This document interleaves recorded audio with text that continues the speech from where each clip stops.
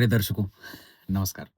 आज मैं आप लोगों के साथ फिर से गाड़ी में बैठ कर के इसलिए बना रहा हूँ।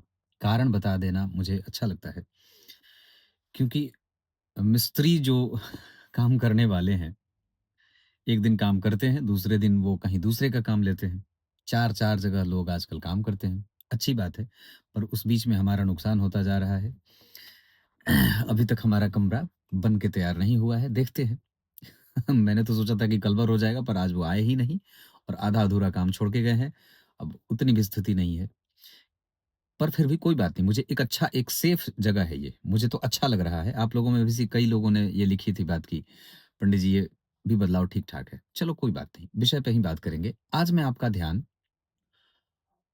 राहु और केतु से एक अच्छी बात क्या निकल के आती है, इस पे समझेंगे। किस भाव के अधिपति के साथ राहु का संबंध अगर बढ़िया बन जाता है या किस भाव के साथ अगर राहु बैठे हों तो वो और भी ज्यादा अच्छे हो जाते हैं और कब वो बहुत ज्यादा प्रबल मारक हो जाते हैं। मूलतया शास्त्र की बात आई कि जब कभी भी राहु देव जन्म कुंडली के द्वितीय और जन्म कुंडली के सप्तम या जन्म कुंडली के आठ अष्टम यानी कि द्वितीय भाव जो मारक भाव होता है, जन्म कुंडली का सातवां भाव जो मारक भाव होता है और जन्म कुंडली का आठवां भाव जो मारक भाव होता है, इसमें अंतर स्पष्ट और भी करना होगा। अष्टम भाव के अधिपति जब कभी दशा में एक्टिव होंगे, आपकी समस्या को, आपकी परेशानी को, आपके स्वास्थ्य से संबंधित परेशानी को, आपके व्यापार से संबंधित परेशानी को, आपके दाम्पत्य से संबंधित परेशानी को, वो लंबा खींच देते हैं, है ना? उसकी दवाई आपको लंबी चलेगी।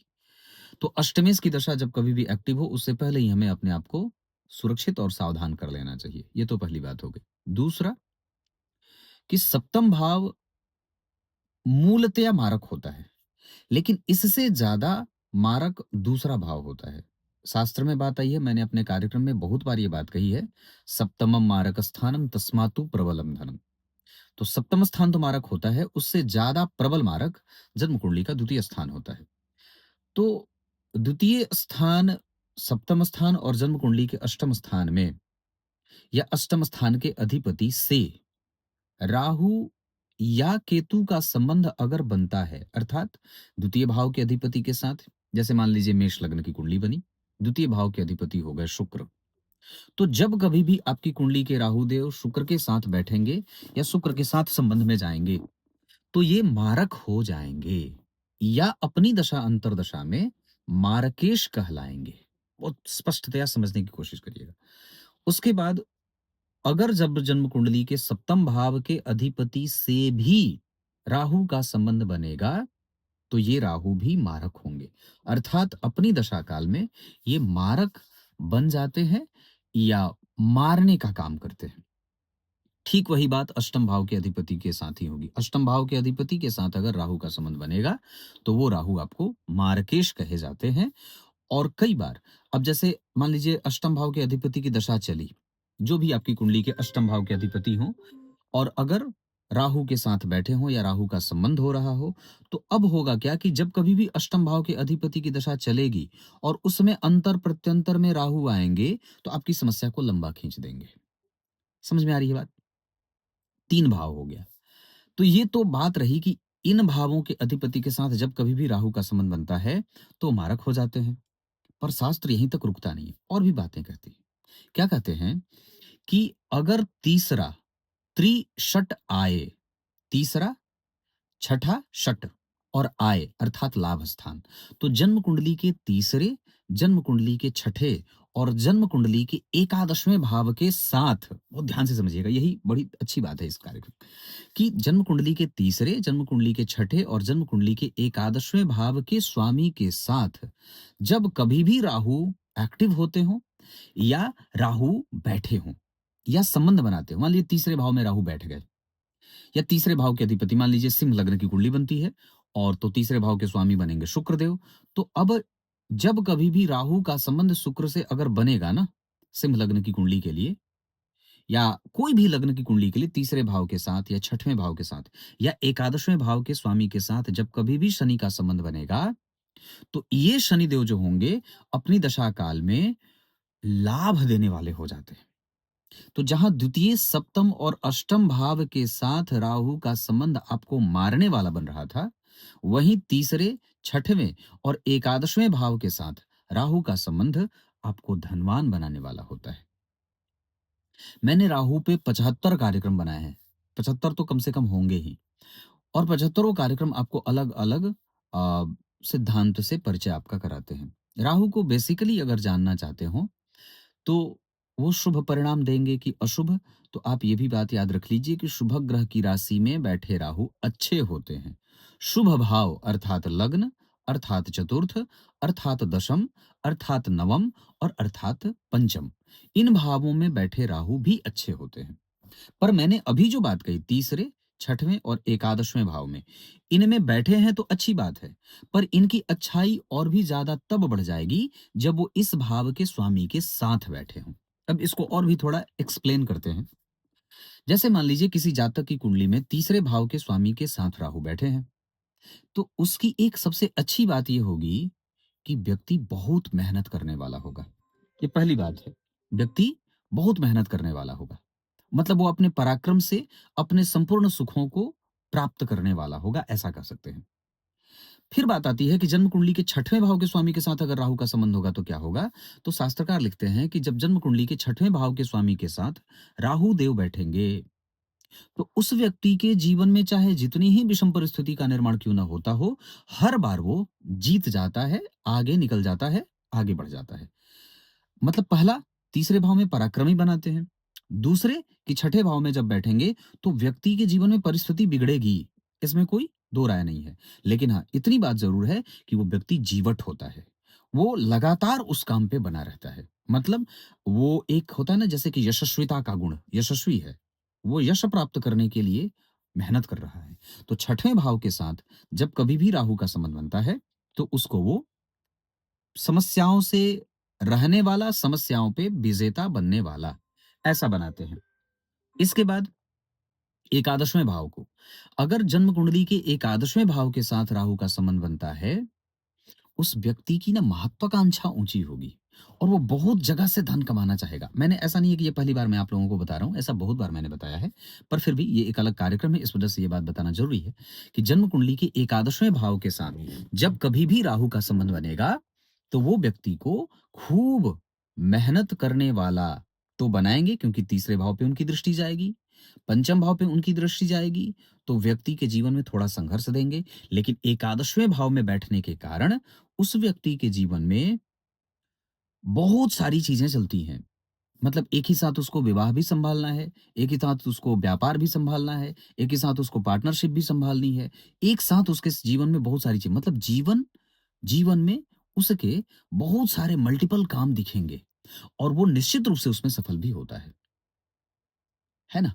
मैंने इस पे भी कार्यक्रम बनाया था कि जन्म कुंडली के चतुर्थ, जन्म कुंडली के पंचम, जन्म कुंडली के दशम और जन्म कुंडली के एकादशवें भाव के राहु किसी भी अवस्था में व्यक्ति को धनवान तो निश्चित रूप से बना देते हैं, सुखी भी बनाते हैं। इसमें एक सिद्धांत मैंने अभी थोड़े दिन पहले भी बताया था, जिसमें बात कही थी, केंद्र त्रिकोण गो राहुर स्थितः शतोषतः शुभाचांतरदशा तस्य राज्य कीर्ति प्रदानराम। अर्थात केंद्र और त्रिकोण के राहु बड़े ही शुभ और श्रेष्ठ परिणाम करने वाले होते हैं। केंद्र का अर्थ मैंने अभी पूर्व में बताया था, लग्न, चतुर्थ, दशम, पंचम और नव, केंद्र और त्रिकोण, केंद्र त्रिकोण वो राहु। तो केंद्र और त्रिकोण के राहु बड़े ही श्रेष्ठ और शुद्ध परिणाम करते हैं। तो अगर आपकी कुंडली में यहां कहीं भी राहु बैठे हैं, बेसिकली राहु जो होते हैं वो शुभ ग्रहों में शुक्र की भांति परिणाम करते हैं और पापक ग्रहों में शनि की भांति परिणाम करते हैं। बुद्धिया विहीन मति विभ्रम सर्व शून्यम, शास्त्र में बात आई है कि अगर राहु की दशा एक्टिव होती है तो व्यक्ति बड़ों का आदर नहीं करता है। पहली बात, राहु की दशा में व्यक्ति को आप चाहे कितनी अच्छी बातें बता लीजिए, वो उस पर विश्वास नहीं करेगा, उसका दंभ उसके माथे पे नाचता रहता है ना? वो आसानी से किसी भी बात को एक्सेप्ट नहीं करता है। उसको ना राहु की दशा जैसे लगेगी, उसको उसके पद से नीचे गिरा दिया जाता है। फिर भी वो व्यक्ति अपने उसी गुरूर को अपने माथे पे सवार रखता है। पत्नी का स्वास्थ्य कमजोर हो, दाम्पत्य में लड़ाइयां बढ़ जाती हैं, मतभेद पार्टनर में बढ़ जाए, व्यापार में नुकसान होने लगे, कई तरीके की बात आती है। अब बात मूलतया चलो ये तो हमने इतनी बात समझ ली कि कब राहु मारक हो जाते हैं, कब मारने का काम करते हैं, तो मैंने बात कही, फिर से एक बार दोहरा दूँ। द्वितीय, सप्तम और अष्टम भाव के स्वामी के साथ जब कभी भी राहु का संबंध होता है, तो मारक हो जाते हैं। इसके साथ तीसरे, छठवें और एकादशवें भाव के जो राहु होते हैं या इन भावों के साथ संबंध में गए राहु शुभ परिणाम देते हैं या अच्छे या मतलब धनवान बना देते हैं। उपाय की बात करते हैं। किसी भी अवस्था में चाहे आपकी कुंडली में राहु किसी भी भाव में क्यों ना बैठे हों, उससे कोई फ़र्क नहीं पड़ता है। पर अगर आपकी कुंडली के राहु देव जन्म कुंडली में किसी भाव में बैठे हों, आपको गणेश जी का पाला पकड़ लेना चाहिए। आप अगर गणेश जी की पूजा सिंपल तरीके से करने लग जाते हैं, तो आपका बल बढ़ जाता है। अर्थात कहने का अर्थ मेरा ये है कि बाकी के जो जितने भी देवता हैं ना, मैं अगर देवता की बात करता हूँ, देवत्व की बात करता हूँ, तो वो जितने भी देवता हैं, वो आपके प्रारब्ध के अनुसार ही फल देते हैं। आपका प्रारब्ध बदल नहीं सकते, वो आपको भोगना ही होगा, ऐसा कहते हैं। लेकिन गणेश जी ऐसे देवता हैं जो कहते हैं नहीं तुमने मेरा पाला पकड़ा है, तुमने मेरा दामन थामा है, मैं तुम्हें गिरने नहीं दूँगा, मैं तुम्हें आगे बढ़ा दूँगा और निस्संदेह है, जन्म कुंडली में चाहे राहु कितने ही बिगड़े क्यों ना हों, उनको संतुलित करने का एकमात्र अगर कोई प्रभाव है, तो आप गणेश जी की पूजा करना शुरू कर दीजिए। गणेश जी की पूजा में गणेश चतुर्थी का व्रत होता है। इसके साथ-साथ गणेश जी को दूध अर्पित करिए, मूर्ति को, पंचामृत स्नान करा दीजिए। उसके बाद अगर हो सके तो गणेश जी को दूर्वा अर्पित करिए। राहु की दशा में अ, गणपति अथर्वशीष का पाठ कर लीजिए। इसके बाद गणेश संकटनाशक स्तोत्र का पाठ कर लीजिए। ये सब चीज़ें आप कर सकते हैं। बहुत ज़्यादा बात बिगड़ गई हो तो राहु की दशा में दान करना बड़ा श्रेष्ठ हो जाता है। अगर दान करेंगे तो भी बहुत अच्छा रहेगा। दान तो वैसे सर्वोत्तम होता है। कल मुझसे कोई मिलने आया था तो वो कहा पंडित जी हमको काली चीज़ों का दान करने से मना किया गया है। मैंने कहा दान किसी भी वस्तु का कर सकते हैं। दान करने की कोई मनाही नहीं है, आप कुछ भी दान करिए। सर्वस्व दान करने की स्थिति हो तो सर्वस्व दान करिए। पर दान करने से किसी भी ग्रह का कोई संबंध कि नहीं करना है, सूर्य हमारे खराब हैं तो हम ये दान ना करें, शनि हमारे बलवान हैं तो हम ये दान ना करें। ये ज्योतिष को तोड़-मरोड़ करके पेश करने की बात हो जाती है, मुझे जहाँ तक लगता है। दान दुर्गतियों की हानि करता है, दानम दुर्गति नाशनम, दान से दुर्गतियों की हानि होती है। आपके जो दुर्गुण होते हैं वो कटते हैं और आपके बुरे जो प्रारब्ध होते हैं वो भी कटते हैं। तो इसे दान से इस बात को ये भी स्पष्टतः ये भी बात समझनी होगी। कुल मिलाकर के मैंने जो बात कही, राहु कहाँ अच्छे, कहाँ बुरे, कहाँ सर्वत्र अच्छे होते हैं और उनके उपाय क्या हैं। कल अगर हो जाए तो मैं कोशिश करूँगा कि कल किसी भी तरीके से इनसे काम करवा लूँ, घर कम से कम बन जाए क्योंकि अभी भी वहाँ पे मतलब सब जैसे-तैसे पड़ा हुआ है और काम थोड़ा बिगड़ रहा है। देखते हैं, कुछ इसी तरीके से आज के इस कार्यक्रम का समापन करेंगे जो आप लोगों को अलग तरीके से मिल रहा है। पर अच्छी बात ये है कि आप लोग मुझे यहाँ भी देख रहे हैं तो अच्छा ही कह रहे हैं और ज्योतिष की बातें जो है ना, वो कहीं पे नहीं हो सकती हैं। सत्संग कहीं हो सकता है। ये भी सत्संग ही है, अच्छी बात है, हम ग्रह की चर्चा कर रहे हैं, पर उसका भी एक वातावरण होता है, वो बन जाए तो बढ़िया होता है। अब आप कहीं भी बैठ के कुछ भी बात कर रहे हैं, ये तो मैं इसलिए करा रहा हूँ या कर रहा हूँ क्योंकि कार्यक्रम कल नहीं गया था, तो नुकसान होता है। कल सोचा कि दिन में कैसे भी बनाऊँ, पर इतनी स्थिति रही गड़बड़-गड़बड़ कि वो रहा। पर आज आप लोगों के सामने प्रस्तुत होना बहुत आवश्यक था, इस वजह से सोचा कि नहीं आज कुछ भी आपके सामने बोल दूँ।